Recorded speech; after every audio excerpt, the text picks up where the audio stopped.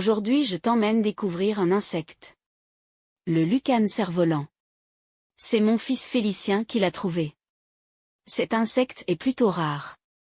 Ne t'inquiète pas, Félicien l'a relâché sain et sauf, à l'endroit exact où il l'a trouvé après quelques photos et observations. De son nom scientifique Lucanus cervas, le lucane cerf-volant est une espèce de coléoptère de la famille des lucanidés vivant en Europe. Il est couramment appelé cerf-volant pour les mâles et grande biche pour la femelle.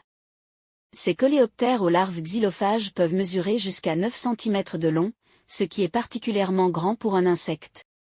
Xylophage veut dire « qui mange du bois ». C'est le plus grand coléoptère d'Europe. Il est de couleur brun-noir avec des nuances bordeaux. Le mâle est doté de mandibules spectaculaires par leur taille, dont la forme évoque des bois de cerf, d'où le nom de cerf-volant. La femelle plus petite a des mandibules elle aussi, beaucoup plus petites, mais beaucoup plus puissantes. Cet insecte est inoffensif pour l'homme, mais la femelle peut pincer jusqu'au sang pour se défendre. Lorsqu'il est bébé, le cerf-volant est une larve, blanche, translucide à tête orangée, qui est saproxylophage. Saproxylophage est celui qui mange uniquement du bois mort. Il va se nourrir ainsi entre 3 et 6 ans. Le moment venu, la larve s'enterre et se confectionne une loge à sa mesure. Elle s'y transforme en nymphe, puis en insecte volant l'automne venu. Ce dernier n'émergera qu'au début de l'été suivant.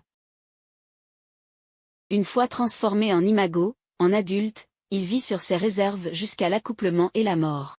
Il peut toutefois se nourrir de nectar, de fruits et de sève pour prolonger sa vie et se restaurer. L'adulte est principalement actif au crépuscule et durant la nuit. Il est capable de voler. Face aux menaces, le lucane mâle exhibe ses mandibules. Elles lui permettent de pincer fortement. Elles servent également à pousser et à éjecter un rival. Souvent, le lucane transporte des acariens. Ce ne sont pas des parasites. Ils se servent du coléoptère comme d'un autobus pour être transportés. Ce phénomène s'appelle la phorésie. D'où le nom d'acarien phorétique, donné à ces drôles d'autostoppeurs. La reproduction se fait en juillet. La femelle pond dans la terre, au pied d'une source nourricière pour ses futures larves, un arbre mort ou malade. Ensuite, les deux adultes meurent naturellement. Ils ne verront jamais leurs petits. Lorsque les œufs écloront, les petites larves iront vite se réfugier dans arbres morts. Ainsi est le cycle de la vie du lucane cerf-volant. La larve subit les assauts de guêpes et de coléoptères carnivores. Le lucane adulte a pour prédateurs la pie, le geai, et le pic-et-pêche entre autres. L'espèce n'est pas protégée en France. Le cerf-volant continue à se raréfier. Il niche dans les cavités des vieux arbres et des troncs morts en forêt. En éliminant les vieux arbres et le bois mort, l'humain fait diminuer son habitat et sa nourriture. Le lucane cerf-volant est une espèce quasi menacée. Je te laisse mon ami, mets le pouce levé si tu as aimé.